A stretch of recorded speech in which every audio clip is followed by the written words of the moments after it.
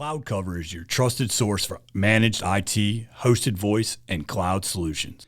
In today's world, IT is an essential part of business, no matter if you visit with patients or perform lawn maintenance. All companies need some sort of technology to effectively communicate with their clients, process requests, keep accurate records, send invoices, pay bills, the list goes on.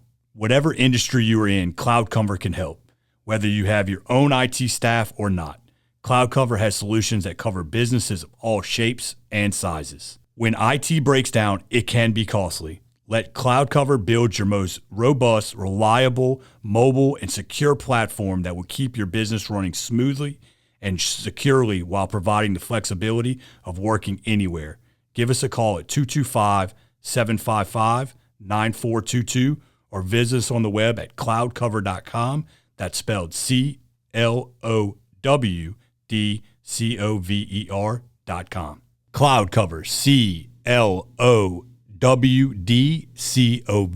CLOWDCOVER.com, a proud sponsor of Hustle Makes It Happen, the podcast. With combined decades of experience, the staff at Rockstar Buildings will make your next metal building purchase quick and easy. Specializing in all types of metal buildings, from carports to garages to barns and more, Rockstar Buildings wants to be your go-to source for all your metal building needs. Priding themselves on experience, reliability, quality products, and stellar customer service has made Rockstar Buildings our choice for our metal building needs, and we could not be more pleased with the workmanship, service after the sale, and of course, the hustle of everyone at Rockstar Buildings. Y'all, let me tell you about the hustle of Rockstar Metal Buildings. I personally use Rockstar Metal Buildings to build a 60 by 40 shop in my house, and I could not be more pleased with the quality of product and service that they provided to me. They were awesome from start to finish. Give them a call or visit them on the web at rockstarbuildings.com to see the many examples of what Rockstar Buildings can do for you. Rockstar Buildings, a proud sponsor of Hustle Makes It Happen, the podcast.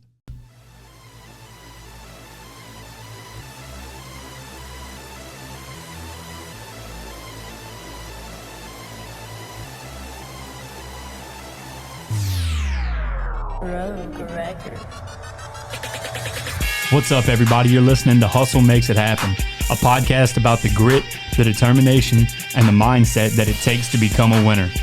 Success is not an accident. It lives outside your comfort zone, in the trenches, where excuses are met by brick walls. So strap in, tighten up, and let's get ready to hustle.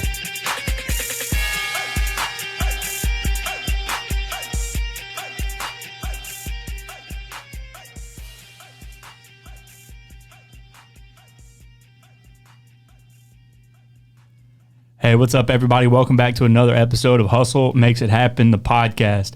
Look, you guys know the routine. If you're going to help us grow, what is it? Share the show. Share the show, guys. That's it. We want to keep bringing you the good content, so that's how you help us out. Share the show. So today, this is the first for us. We have, I'm gonna call you an influencer. I hope that's okay. We have a social media influencer / chef / entrepreneur, Mr. Jason Derouen, a.k.a. the Cajun Ninja. Hi-ya! Let's go! I appreciate it, guys. Look, we all influence somebody in some kind of way. So that's right. That's right, man. No, so we wanted, we started thinking about different types of people that we can get on the show, and we realized we didn't have anybody that has kind of gone the route that you have. We've talked to some entrepreneurs. We've talked to a chef, like, just a regular restaurant chef. But we hadn't talked to anybody that took their passion, went on to social media, was able to really ramp it up to the next level, and then fall into that scene where you get to just do what you love every single day. And that's super, super inspiring for us. And we wanted to try to dig into your brain and start figuring out like how you got to where you are, what makes you tick, kind of what it was like for you to follow your passion into something that's led you to an incredible amount of success. So we're super stoked to have you here today. Right on, man. Well, let's get into it, Let's do it, babe. Look, I guess before we really get off into the mindset stuff, why don't you tell us a little bit about yourself, tell us a bit about your story, and just kind of let us know, how you got here and what's going on. Well, I'm 38 years old. I'll be actually 39 on August 16th. Turns out that's the same day Elvis died. So one king died, another born. I'm playing. It's a joke I love to say. I've said that one for so long, but it's a cringe dad joke now at this point. But yeah, no. I'm married. My beautiful wife Misty, who's a great support of what I do.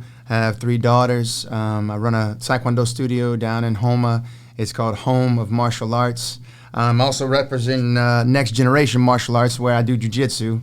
It's really cool because like Taekwondo is where I'm very, familiarized. I've done it my whole life. I feel very at home and at peace in Taekwondo. And I get into jiu-jitsu where things are chaotic, and I'm green, and I get smashed by these guys who are just very talented and a really good group of guys. But the one thing I've learned too about martial arts is, it's always the same objective, which is humility, respect, build confidence, teamwork. It's awesome, man. So I love Next Generation Martial Arts. I love all my team at Home of Martial Arts. But yeah, beyond that, I'm known as the Cajun Ninja, which is a persona I've kind of come up with through the years of creating content, influencing people, I guess, as my love of cooking and my love of Cajun culture. And also my love of martial arts. That's where the ninja side came from. That's right. My catchphrase is PI-YAHHHH, which is now what I've branded into my products.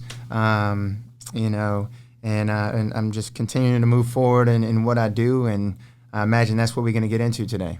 That's it, babe. So, it's funny, we've got to sit, and I know, one, because I've got my ass kicked on a mat in the same way that Jason has, but you find that practitioners of mixed martial arts have that center of gravity within themselves, because they all have, they're talking about humility and being humble and just knowing, because they all know the grind in there, and it's funny how that's universal through everybody that does some type of martial arts of some sort. Yeah, absolutely. It's kind of funny. People often put their kids in martial arts so they can learn self-defense, but it goes so beyond that. Like the self-defense side of martial arts to me is really second nature to everything else it has built in me. So yeah, I can agree with everything you said. Yeah, my son's 6, and I put him in jiu-jitsu for a year, and then I transferred him over, not to get out of that, but he'll do both at some point. But he wrestled last year as well, so kind of playing off of each other. But yeah, he got his ass kicked on the mat for his first wrestling meet, and it taught him a lot already in that one instance in life. So I'm excited to see what it's going to build for him as his character grows. Yeah, getting your ass kicked is a good thing. And that's the humbling part. And that happens in everything, not just fighting. Like I've gotten my ass kicked behind a stove many times. The reason why I have created things that people enjoy, know, and love is because I messed up and I've burned things and had to clean the pot out and start over. And that's what happens every time on the mat. So. Awesome. Yeah, I like how you're able to tie those together. So go back and tell us a little bit about how the persona of the Cajun Ninja came to be. Like, tell us a story about the beginning of the Cajun Ninja journey for you. So, I was a oil field representative for probably about 8 years. And even before that, I sold cars. And before that, I waited tables for probably about 4 or 5 years. I always did things that were kind of in the service industry. Things that involved me being interactive with people. I knew that was something I always enjoyed, but I never could really find what was like my self-awareness, even though I think I was probably self-aware at a young age. At a young age, I wanted to be an actor or comedian, like I loved entertaining people. So, I faced some layoffs in the oil field, and the second one I faced, I was just kind of sitting in my chair at my house, and I told my wife, I said, I'm not ready to jump back into the corporate world yet. Everything at that time was super structured and disciplined, and you couldn't be a persona online like you can now. It's almost kind of encouraged now. And so, I was sitting there and decided I'm just going to start a page because I always wanted to do something on social media. I saw people going viral, people doing things that, I thought wasn't even much, and they were gaining all this popularity. And so I was like, all right, I'm going to create a page. And I didn't have no direction. People think that cooking was my passion. Entertainment was my passion. But there was a guy I loved to follow named Gary Vaynerchuk, and his whole thing when it came to creating content was, just know what you really, really love and then center things around that you really enjoy and could be passionate about, and create content. And whenever one of those things hits, double down on it. And so that's what happened. I wound up cooking gumbo. It went viral, and I thought, well, you know what, I'm gonna keep cooking, and that's how I kind of got here today. That's awesome. So it was something, you know, I want to say you're not passionate about cooking, but it was just something you were good at, but you were passionate about entertaining people. Right, yeah. Okay. And cooking is such a form of entertainment on such a grand scale, because it's not necessarily, you know, something that's meant to be comedic or something that's meant to be, entertaining like on a grand stage, but it has been, you know. I mean, cooking was always meant to like feed your family, you know. That's right. But at the same time, it also feeds your neighbors, it feeds your friends, you know, and it gathers people together. There was just something about cooking. Apparently, was meant to be the thing to tie me to entertainment, because, like I said, it was a gift, you know. It was given to me, and that's why I kick it up, you know. Hey, y'all, if you're in the market for a real estate attorney that can handle all your title work needs, all your closing needs, all your succession needs, whatever your needs are in the real estate industry, look no further than our friends Shay Landry and the group at Milestone Title. Y'all, we use these guys for our personal business, and they have never let us down. They've been on top of the game every time we've used them. So whatever it is that you're looking for in the real estate industry, as far as a closing attorney or title work is concerned, check out our friends over at Milestone Title. Milestone Title, a proud sponsor of Hustle Makes It Happen, the podcast. That's right. So once you put that first video out of you making the gumbo that went viral, you said you learned from Gary Vee, who I also follow. Gary Vee's got some pretty good stuff out there for sure. So you put that video out, it goes viral, and you decide to double down on it. So was it a conscious decision at that point? Like you knew kind of where the journey was headed, or you just knew like what you were told to do is double down on it? Was it something you were like, okay, the plan is coming to fruition, now I got to do it again? Or was it a little bit more like free flow than that? No, actually, after the gumbo video went viral, I almost deleted the page because, as much people love that video, they hated it too. Like gumbo recipes are controversial. Exactly. Yeah. I mean, there's really Louisiana cooking in general is controversial. Yeah. And that's why I came out with that shirt, "You Do You." Yeah. Because at the end of the day, like food in general is a preference. Right. It's amazing how we can get so caught up in the idea of there's only one way, or no, that's not how you do it. But like everything that has ever come to be has evolved, and it evolves to the preference of whoever's doing it. It just so happens that somebody nails something and other people try it, and then it becomes a thing. But like, in the original days of pizza, it wasn't meant to put pepperoni on it. That still to this day makes people cringe, But who doesn't like a nice slice of pepperoni pizza? I'm not eating pizza without it. I've never heard that. Yeah, I'm not eating it without it. Yeah, so I thought about deleting it because all the hate came in, and I was like, I didn't know how to handle it at first. And reluctantly, like the next day or so, there were people that were making the gumbo. They were taking videos, mom and daughter. There were people saying, I love this. I didn't know how to make a roux, and that's when it just kind of hit me like, wow, you can put yourself out there and the negativity is going to find you. But if you don't put yourself out there, the good people will never find you. Mm-hmm. So that's when I decided, you know what, I'm just going to keep cooking because the first thing hit and it's going to resonate with somebody. Somebody's going to find value in this. And that's when I kept going. That's awesome. Yeah, I'm really glad you kind of brought that up pretty early. So that was probably a pretty big mental roadblock for you to have to try to overcome right at the beginning of the journey for you, like dealing with the haters. I mean, we talk about it some on the show about anybody that is successful in whatever they're doing, like for whatever reason, man, haters just come out the woodwork. I mean, it doesn't matter what you're doing. I mean, you put out a recipe that was good for you, it was good for hundreds of thousands of other people, but there's always a group of people that just can't stand to see somebody doing something well, you know what I mean? And he was talking about, like food's a preference. Right. So are people.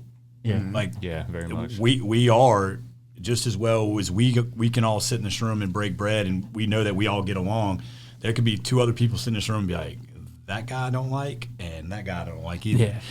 Well, and that's okay. Like as I've gotten older and I've become more mature, and I think we all have it as it grows, I know that I'm going to offend somebody or someone. I may not be someone's cup of tea, and that's okay. Yeah, that's cool. Change the channel. Absolutely. Yeah. Alyssa said it in her episode. She said, not every book is for everybody. That's right, this is like the same scenario. Not every cookbook is for everybody. Like, you don't like it, bro, go get somebody else's cookbook. Yeah, look, one of my favorite things to say when someone says this sucks is I say, keep scrolling. You know, find the next thing. You don't have to be here. Yeah. That's the cool, beauty of the platform you on. You can go to the next feed, you know, like you don't have to stay here. What things, you haven't reached where you've gotten today by accident, and there's been systems that you've learned and put in place, and there's other avenues that you've grabbed. Where do you attribute a lot of your mindset to? Like, because you obviously have a creative background mentally.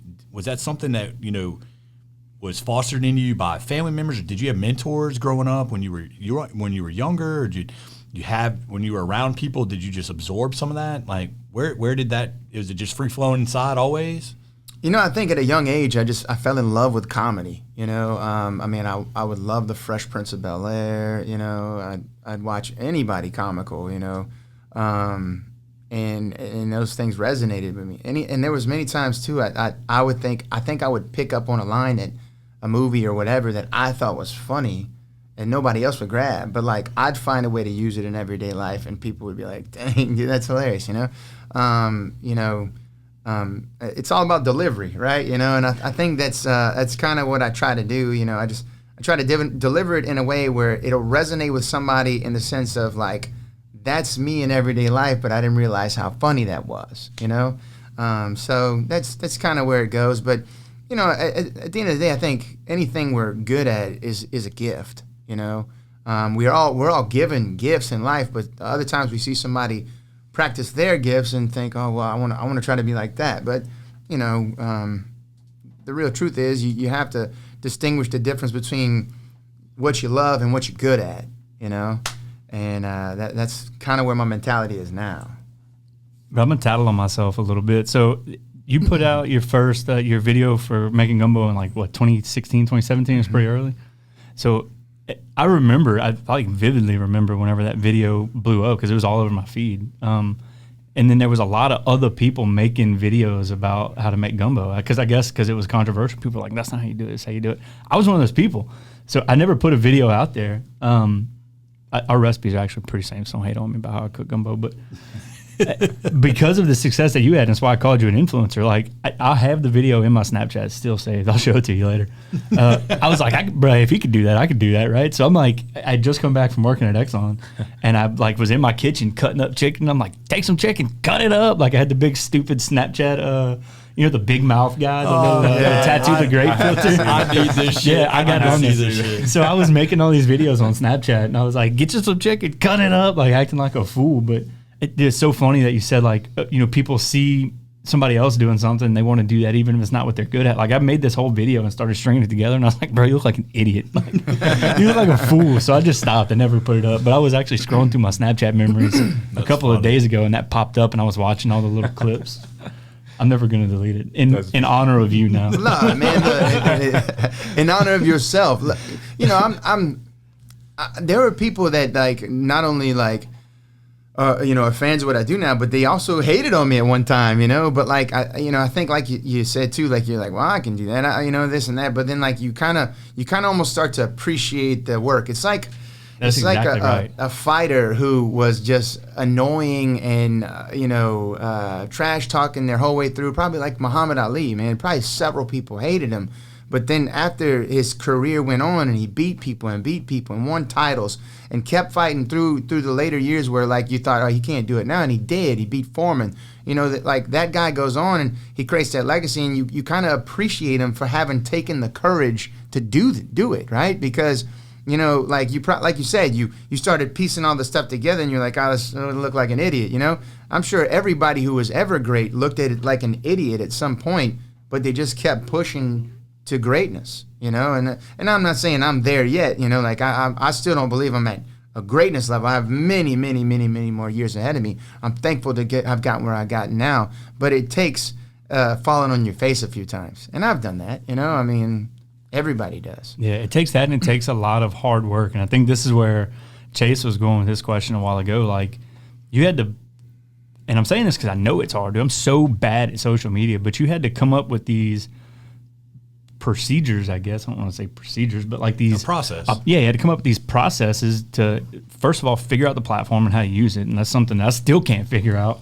But then you got to, put out content regularly, and you got to put out good content. So you got to be creative in the content that you're putting out.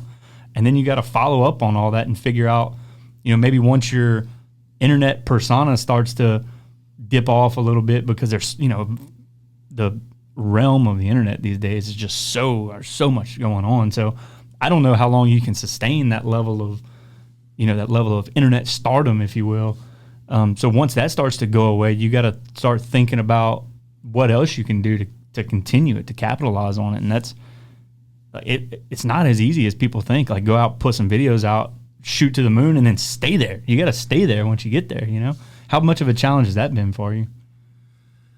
I think early on, I was able to grasp the concept of knowing that you're not always going to hit 1 million, And even now, like, I have this kind of idea that one is greater than 1 million, which means, like, I'm humble and thankful just for the one comment, the one like, the one heart, whatever I got off of something, I know somebody got something out of it, and that's cool to me. When you have that mentality, it's like you don't worry as much about what's going to be next, because it's going to happen. Things are going to fade. Some next superstar is going to come up, or somebody else is going to do cooking stuff. There were people long before me. There's going to be people long after me. I'm just thankful for what I have now, and I treat every day that way. I'm thankful for the people that tune in. I'm thankful for the people that use my seasoning.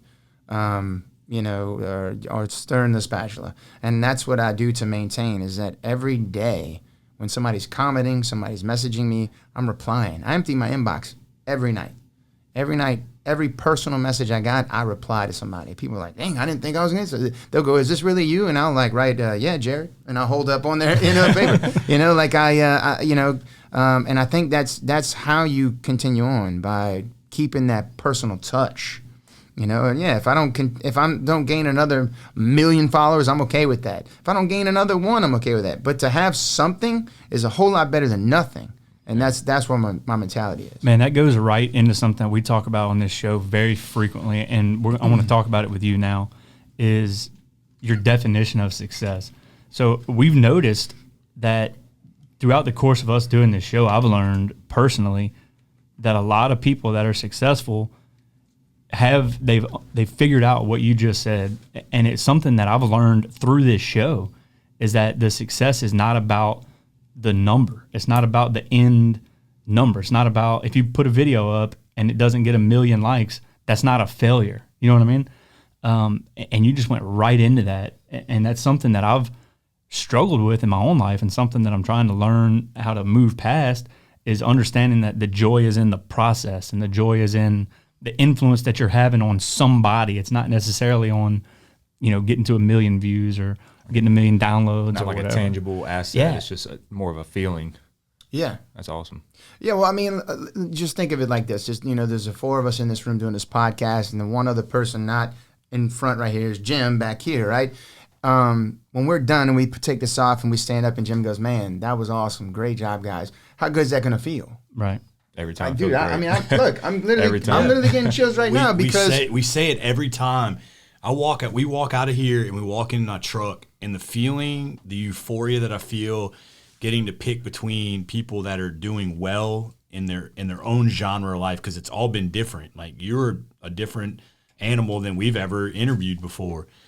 But when I walk out of here and I take those little nuggets that Jason is laying into me and our past guests, like, I feel happy when I leave here, and it's the feeling that makes me feel that way. It's not just because we got another podcast. No, it's actually the knowledge that I've gained sitting next to someone that's like-minded and is cut from a similar cloth That's as what me. keeps bringing us back to this table. Every time. Yeah, well, you're honing in on the feeling of just having that experience with that person. Yeah. And that's what it should be about. And like I said, going back to Jim being the guy who tells us, "Great job, guys!" Like, we should feel great that he said that. And wow, like, awesome. But the way people treat social media is like, it would be like he say that, and man, I wish there were more people here to say that. Right. You know, like that's really the mentality is like, we'll look at the number of likes and like, even though it could be like 100, you know, which is a lot, you know, Right. people will get down thinking, man, I got 1,000 on the last one. Yeah, And- I'm so guilty of that. Yeah, I really am. Most people are, you know, like, Yeah. you know, and it's just, it's a natural thing, right? We got so high on the one that we're so focused on that's what we shoot for.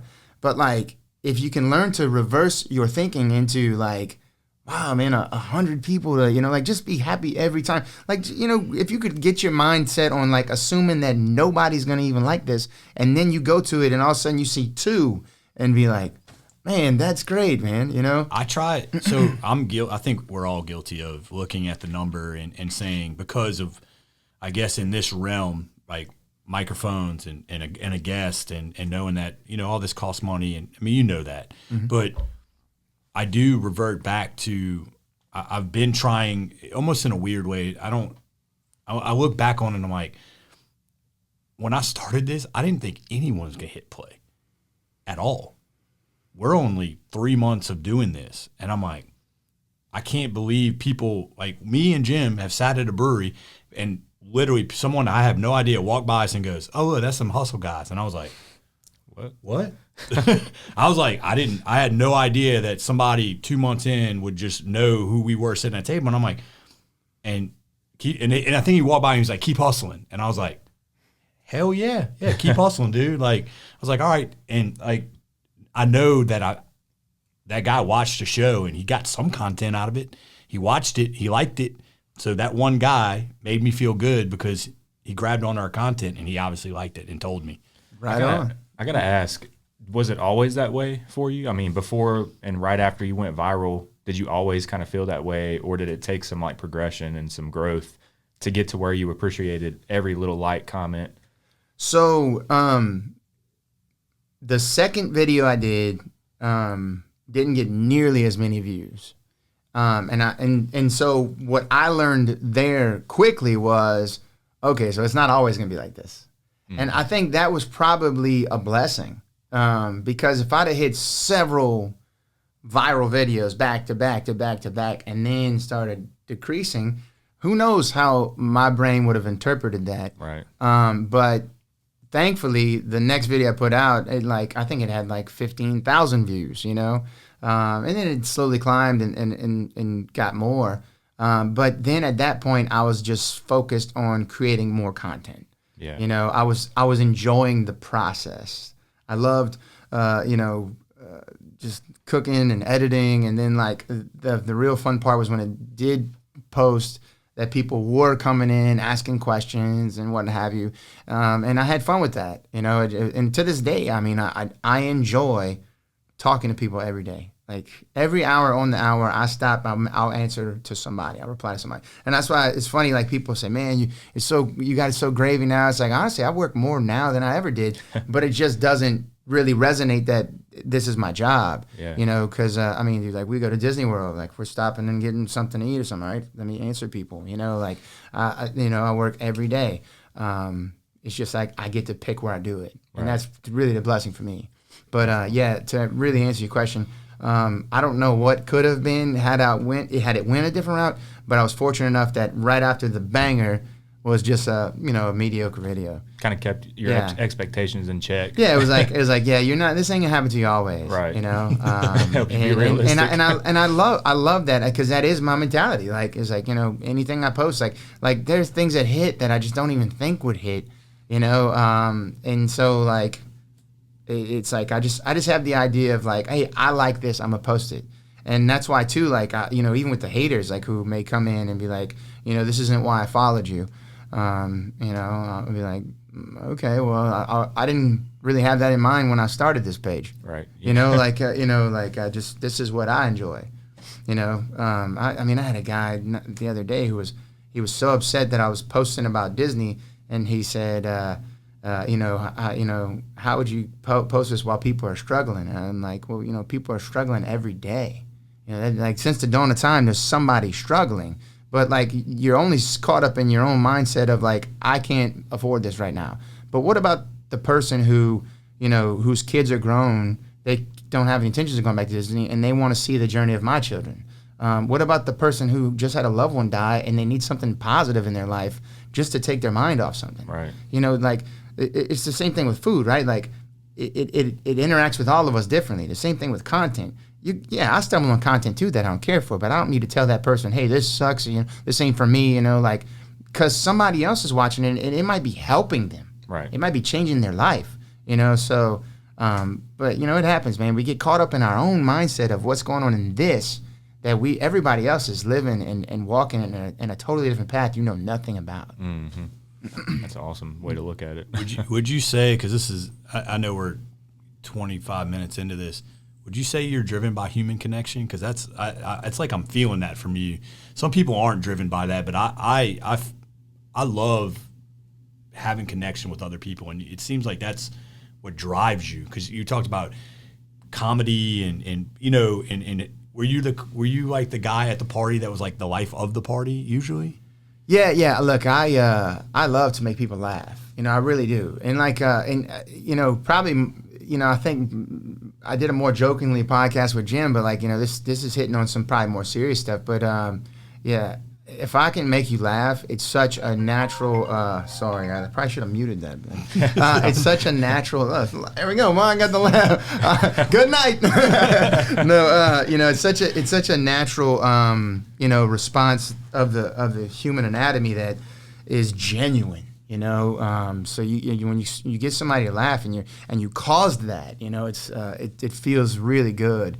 You made somebody feel good. It makes you feel good. So once I discovered making people laugh, that was my thing. I mean, even in high school in the yearbook, they got most likely to succeed, most likely to be this. I was wittiest.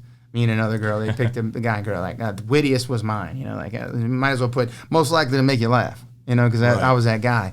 But yeah, for sure, human connection on a positive level is so awesome. And I think when you really dive into a deeper level of consciousness, you'll understand that we are connected.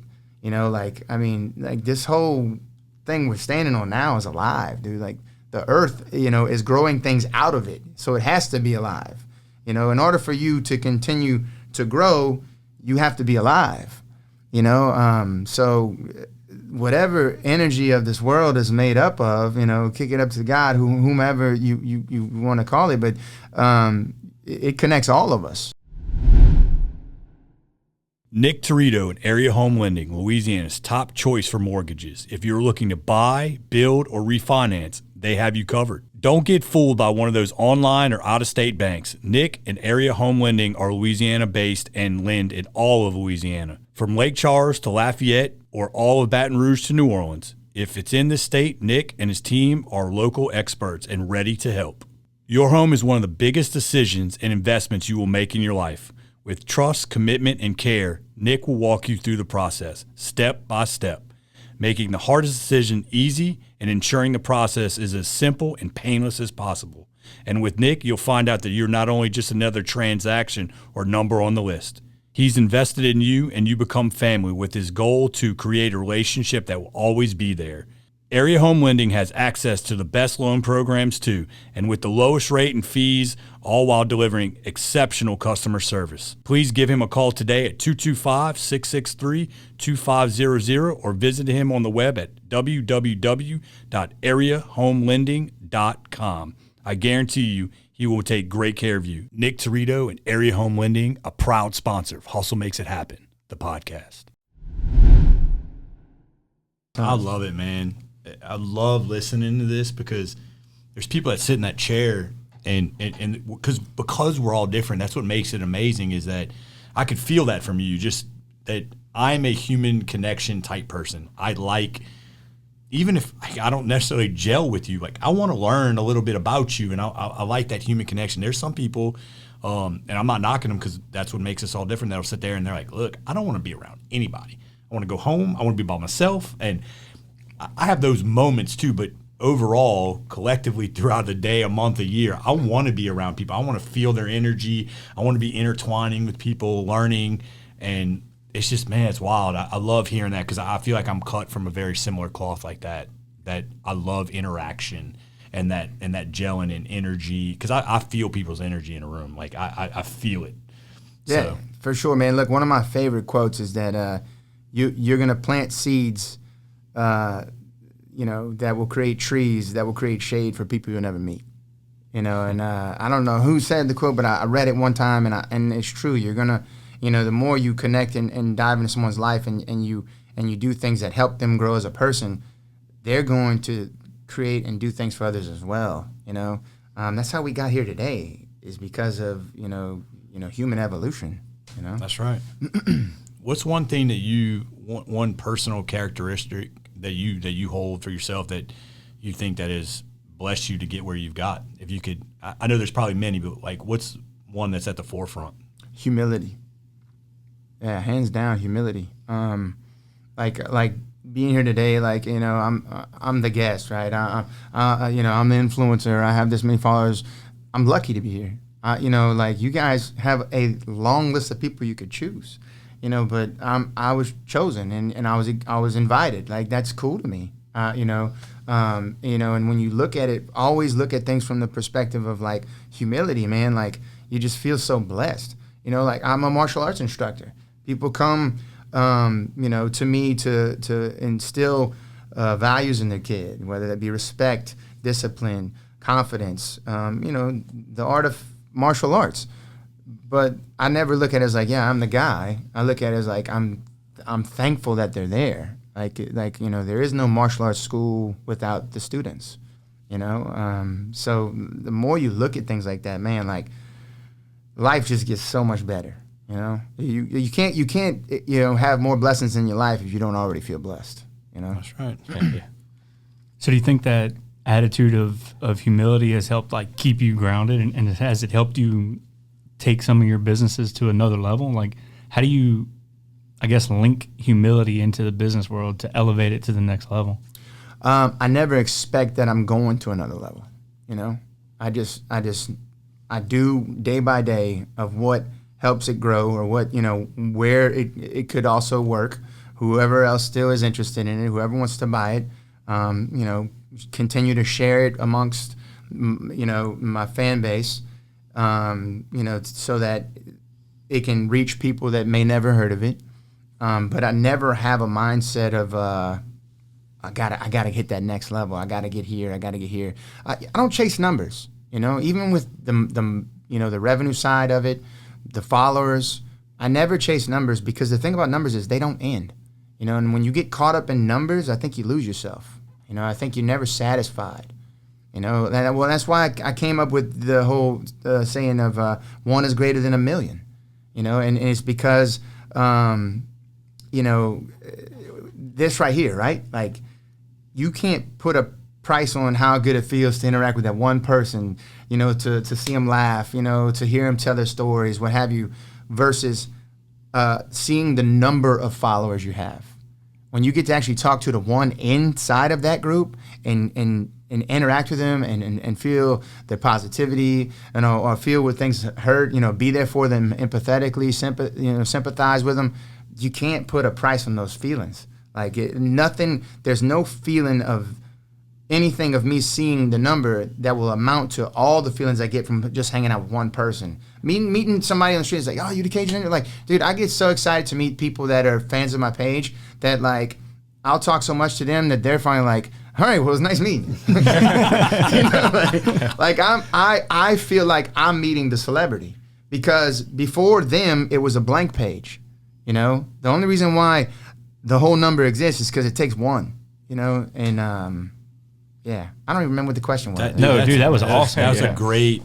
I love that outlook on that, man. You know what it brought me back to is what General Haygood said in season 1. I was just thinking the same thing. Yeah, it was the same thing. So we had a mentor of mine in the National Guard was on the show, Brigadier General Cindy Haygood, and she said something very similar to what you said when we asked her about how do you take things to the next level. She basically said there is no next level.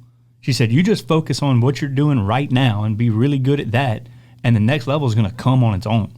Yeah. Yeah. And what you just said had a very similar vibe to it. Yeah, look, I mean, perfect was never meant to be reached. It was just a goal. You know, Right. it's just a goal to keep you focused on bettering yourself, you know, at anything. Don't ever tell ExxonMobil that, because they'll tell you you're a liar. Yeah, well, the big corporations, yeah.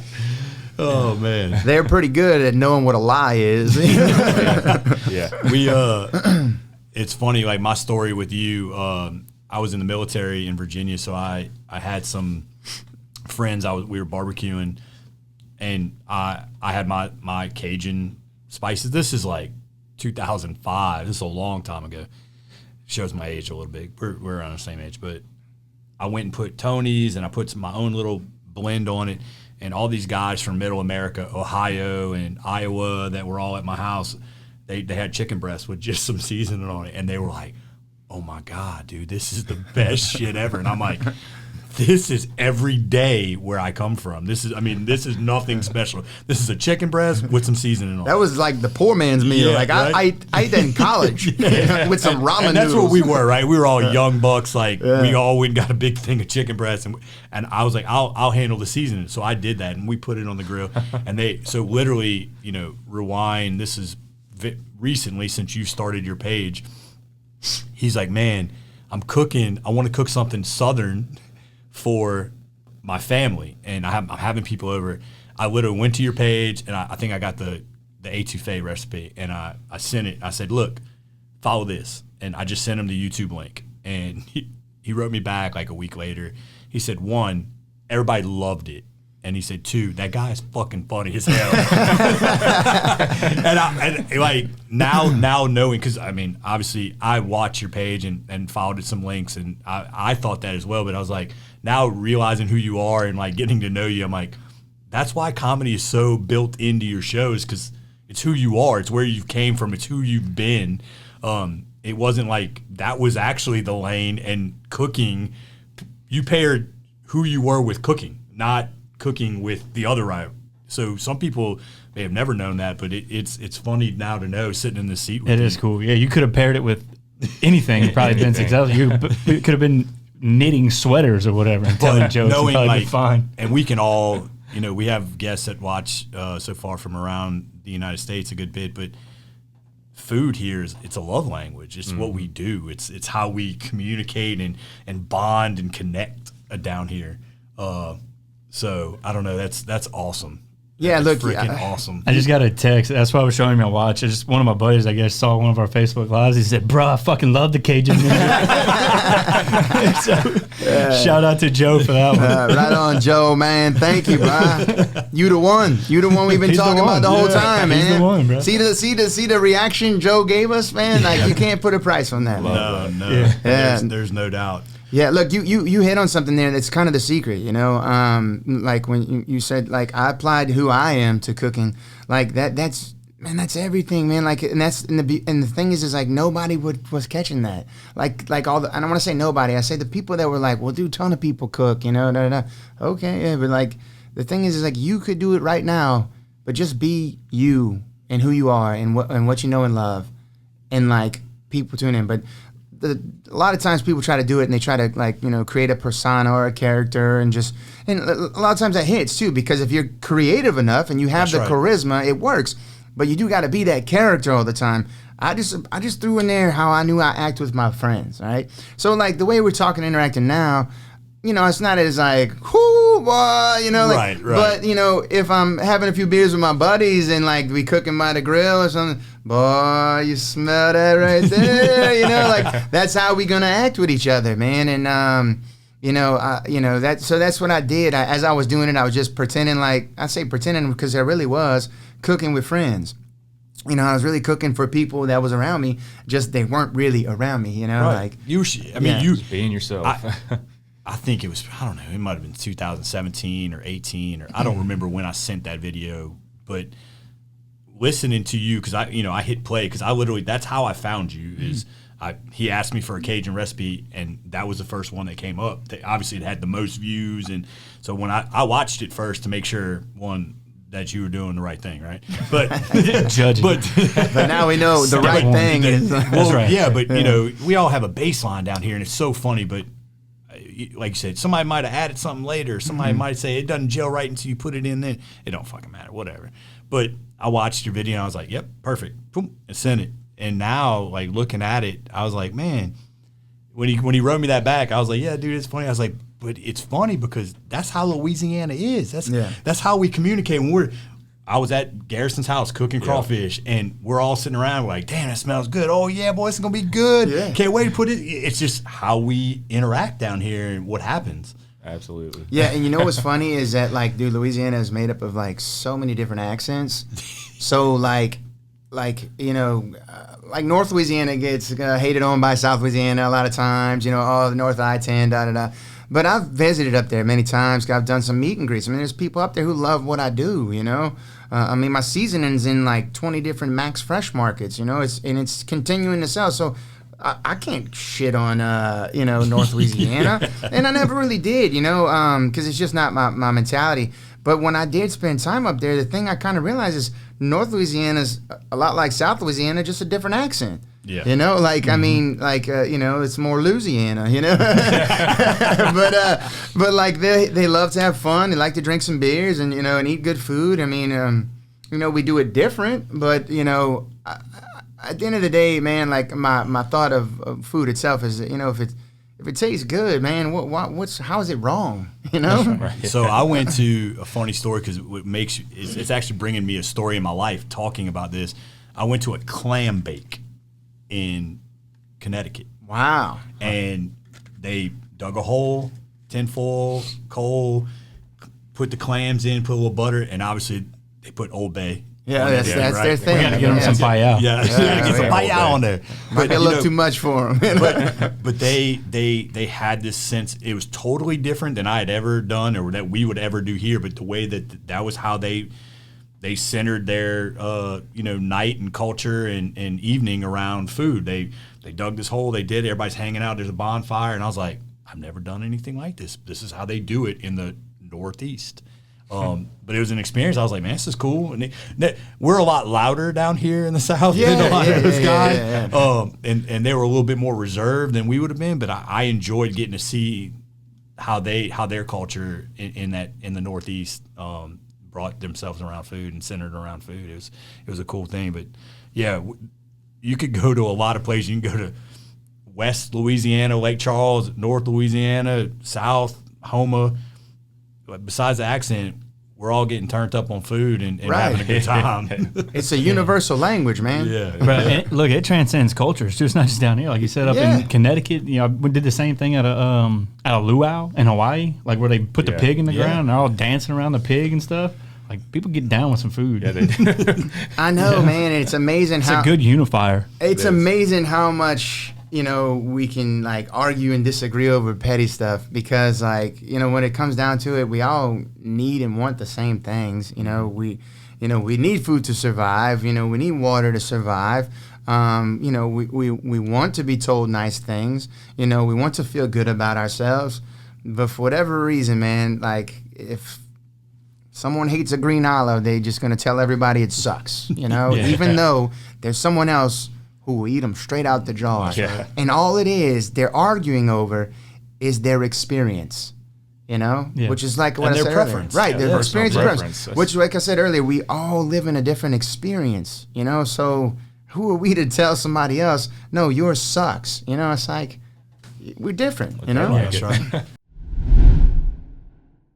Katie Benton Thompson is your local trusted realtor. Born and bred in real estate as a third-generation realtor, she deals with developments from lots and to houses. Katie was raised building the parish of Livingston. Her family roots have grown this parish for the last 30 years. This environment has educated Katie in all areas of real estate. I can tell you from personal experience, Katie Benton Thompson is a hustler in every way. She is constantly digging her heels in to give her clients the best buying or selling experience she can.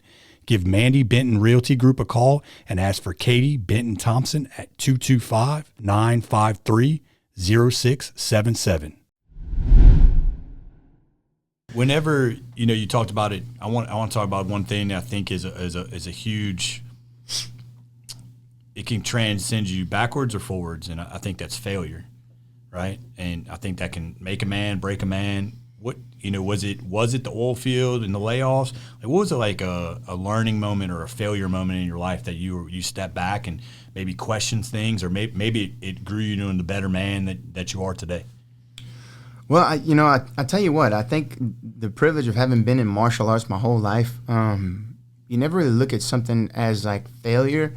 It's always a learn, like nothing's ever like just a loss. The L is a learn. And when you really have that perspective, you don't fail till you stop trying, Like failure only exists when you've decided to give up and stop trying at something, all right? This is not for me. But even then, if I was trying out to be the quarterback of the Saints, clearly I'm going to fail at that. But, I still have that under my belt that I went and did it, I went out there, I gave it what I had, and it was an experience, So when you can like learn to hone in on that feeling of the things that suck, because you probably wanted to be successful at whatever it was, but you realize you learned something and you take what you learned and apply it to be better at the next thing, man, those failures almost become things that you almost glad you had, that you did experience that, I'm glad I sucked at this because now I'm better at that. I'm my first roux I ever made was with a plastic spatula, and I melted that spatula into the pot. I didn't know. I was 23. I was like, all right, let me try to make a roux. And I'm just doing with a spatula. I'm like 45 minutes in when I finally see the color turning. And like all of a sudden I see all the black bits. I go, oh, how did I burn this? Turns out it was plastic. It was all breaking apart into the roux, and at the time when that happened, I'm thinking, this sucks. I'm throwing away a spatula. I'm tossing out what I did here. I'm not making a roux now. We're going to get something to eat. But because I experienced that, I can tell people, don't use a plastic spatula, Yeah. My experience of it is what allowed me to tell people, like, dude, and I know I'm going on a rant here. It's like people who have been drug addicts and have gone through crazy, and that's not the same analogy, but like, let's say, somebody has been a drug addict and their life went to shit, they had to go in and out of rehab, but they did turn it around, and they found a way to better themselves, and they got a job, they got off drugs. You think I'm going to be able to tell the next drug addict how it works and live your life, or I'm going to relate with them when I have not experienced that versus this guy has? The guy who has experienced that life is going to be able to go on and talk to those who are in those problems and those situations that they can't get out of, and he'll resonate more with them. So that's the beauty of failure. Like, it took failure for everything. Even a podcast, right? People failed at all this for you guys to know, all right, we need this kind of mic. We need this kind of, because somebody else tried something else and the sound sucked and this and that, But yeah, I don't know. I know I went a little bit of a rant there, but like, that's perfect. Failure is a good thing. It really is, Yeah, that's where you learn and grow. So you talked about burning the spatula in your roux. That's how I learned how to blacken fish.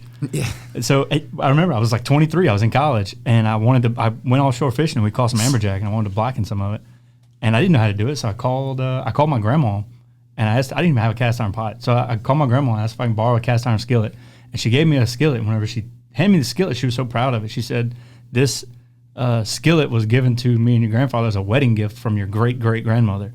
So the skillet was like really old. It was like a family heirloom skillet. So I'm like, oh, cool, thanks. So I take the skillet, and I called my uncle, and I said, how do you blacken fish? I don't know how to blacken fish. And he said, get the pot hot, as hot as you can get it, like red hot. That's what he said. And I'm like, okay. So I put the skillet on the burner and turned it up until the pot was glowing red, because that's what he said to do. Yeah, and I threw a piece of fish that had been in the refrigerator all day on that black skillet. Yeah, well, it cracked the skillet, broke the skillet down the middle. Because the fish was cold? Because the fish was cold, yeah. Oh, wow. Broke the skillet. But now, I can blacken some fish. I can blacken fish the right way. Yeah. Hey, failure, learn. Yeah. That's it. Sure, man. No, but going back to your analogy about the drug addict, that guy is not a failure. If you come out the back end of something and you've learned from it and you're better because of it, you're not like that one instance of failure or whatever put that guy in that situation doesn't define the rest of his life. You know what I mean? Yeah, look, and even if that person did go on to not succeed and drugs took them ultimately to their demise, even all that, somebody's going to learn from it. Right. And that's where you can find that there's a positive to every negative. As something as terrible as like a kid with leukemia dying, a lot of times you'll see a charity come from that, and it'll bring people together. Then they raise money. Then they save the next kid. The worst of the worst life you can think of will serve a purpose. Yeah, there's really no such thing as failure. I love that concept too. Like that just kind of clicked in my head. There's really, if you think about it like that, like you just explained, there is no such thing as an actual failure. You know what I mean? Yeah, to a degree, yeah. Like what is failure then? It depends your perspective on it, right? Yeah. If you're completely focused on the negative, then that's where you're failing to grow. From everything that really shitty happens, there's something to grab from it that can make something else better. Right. I love it. Yeah, dude. I want to talk about, before we, as we're off into the last third of this thing, I want to talk about something I think is very closely related to what we've already been talking about, and that's obstacles. We always try to talk about obstacles, and you were telling us a pretty cool story before we came in here about some obstacles you faced with your first batch of seasoning. Like, how do you face obstacles? Like, whenever an obstacle comes your way or something doesn't go the way you had it planned or doesn't go exactly right, like, how do you think about it, and what do you do in response to it? Yeah, so the original blend, it caked up, man. Many people probably watch this. They'll say, yeah, I know that I had the first can, it caked up. It was just trial and error of natural ingredients, I wanted to know that my product was natural ingredients, and I learned from that, and along the way I had to change things so that it did flow a lot better. But, I don't give myself a hard time about that. I was genuine in the whole process. I was putting out a product that I knew was something I used, I enjoyed. I took 2 years to come up with these flavors in the the amounts, the order, what have you. So when I did reach something like that, I just was honest with people. That's really what, probably sets me apart on a lot of things. I'd get the comment, hey, man, mine caked up. And I'd tell them, look, I'm real sorry about that. We faced some hurdles with, blending all natural ingredients. It was just trial and error for me. I'm improving every day. And then I'll get the comment, well, this doesn't happen with such and such product. You're right, but, also that product's been out since 1970, or 1980, whatever. They had a lot more time to perfect it and get it right. I'm year one, to not have any hurdles and obstacles in the first year of me dropping a product would be insane of me to think, and then I'll get people too, like, well, what sets yours apart from somebody else's? And I'm like, I can't answer that. Only you can. I could eat at Joe Blow's Pizza and say it's the best, and you come over there and say it sucks. And it's the same thing with seasoning. I'm not saying it sets apart. I think it's good because I based it on what I know and love. But as far as whether or not you'll like it, you'll have to try it. And if you don't, then that's fine too, because you should buy something that works for you. And instead of me being like, oh, dude, it's the best, dude. It's the perfect product. I'm telling you, if you use it on this, and that, and that's been the norm, right? Like, that's what marketing is. And I probably suck on that aspect of marketing because I'm not trying to just grab you and say, you need to try my seasoning. I just tell you, like, look, I worked on this to put my personal touch. If you know and love what I do, then, give it a try. But even then, if it's not for you, no worries. Use what works for you. And that has happened. There's people that know and love me and watch my page, and they'll say it's too spicy, or, it doesn't have enough of this, or what have you. But there's also a lot of people who love it, So I know in my heart of hearts, I'm not going to please everyone, But when I face a hurdle like caking, I know that's something that's a struggle for everybody. But when it's brought to my attention, the first thing I know I'm going to do is try to fix it. And the second thing is that to those people who do reach out to me and they're upset, I'm just honest with them. Look, I'm new to the game. I'm trying every day. So it seems like you face Chase just side-eyed me, so I think usually when that happens, we have some kind of like mental wave connection. Whenever he does like that little side. Hey, look. I told you we connected. Yeah. It seems to me like you face obstacles and failure, I guess, to some extent, with the same humility that you face your success with. And I think that is like the underlying aspect that has led you to success. Is that humility that's been instilled in you through martial arts? I think it plays note to something else, and this is just listening to him for the last 55 minutes. Is I think a huge, and I'm looking into the fishbowl, but I think a huge part of his success in life and how and what he's got going on, his page, everything he's got going on is his acceptance of individuality. Yeah, it's genuine.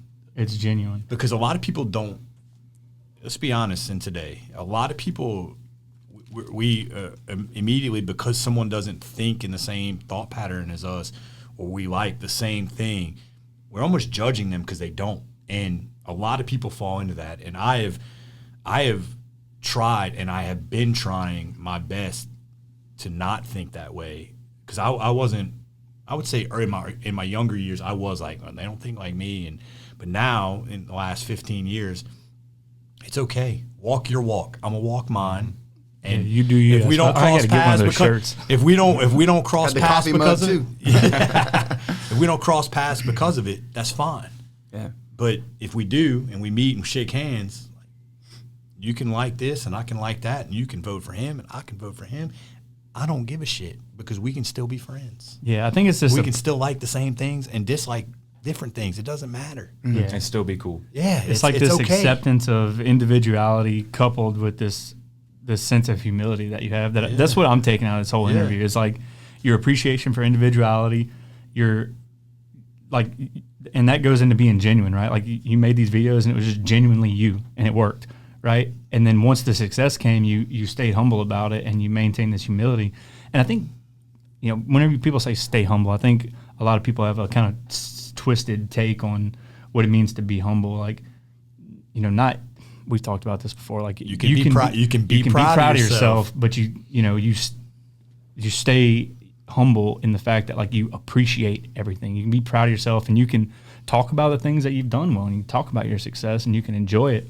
But you really have seemed to do a good job in like staying grounded in your success. And I think that's a huge thing. That was my main takeaway from this. Yeah, look, for sure, I think it's definitely okay to be proud of yourself. Just my thought is always too, like, everything is a gift in some kind of way, though. Like the fact that I'm here, the fact that I'm able to do the things I do, and it's an accumulation of the people. Like, like we were talking about earlier. Like, I mean, the reason why I'm here and the fact why I'm interested, are you guys interested in talking to me? Like, if I was doing all these same things on a page that nobody was even following, you guys probably weren't going to reach out to me. So like my thought is I'm lucky to be where I'm here right now because people out there are supporting it and enjoying it. And that goes all the way from just a random regular person to like my wife, who sat in the back bedroom with the girls for hours so I could film a cooking video for no money at the time, So like there are people that held me up to get to where I am. I'm proud of the things I've accomplished, but I'm also humble enough to know that I didn't get here alone. I didn't just do all this myself. Right. Like, there was a higher power. There was the people. There was, my family. There was a lot of support along the way.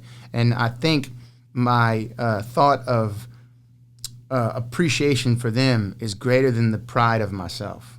Yeah, that's awesome. Yeah, that's such a.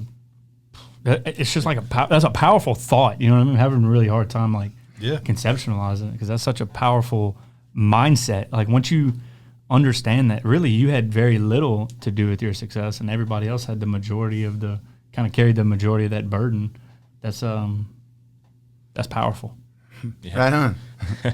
I want to before we get off air, man. I would like to talk about maybe a couple of things that you have in the pipeline for yourself, the company, and the brand, and what's going on. I know, man. I feel like your whole podcast hustle. We touched on things that are probably way beyond No, yeah. Is this what y'all normally kind of hit on? Yeah, Oh, good. yeah. I like this because It's organic. We don't want to steer it where everyone watching they're like, okay, at this part of the episode they're going to talk about this. No, we want to just let this thing organically grow and talk about whatever comes to the microphone. Well, it's redefining hustle.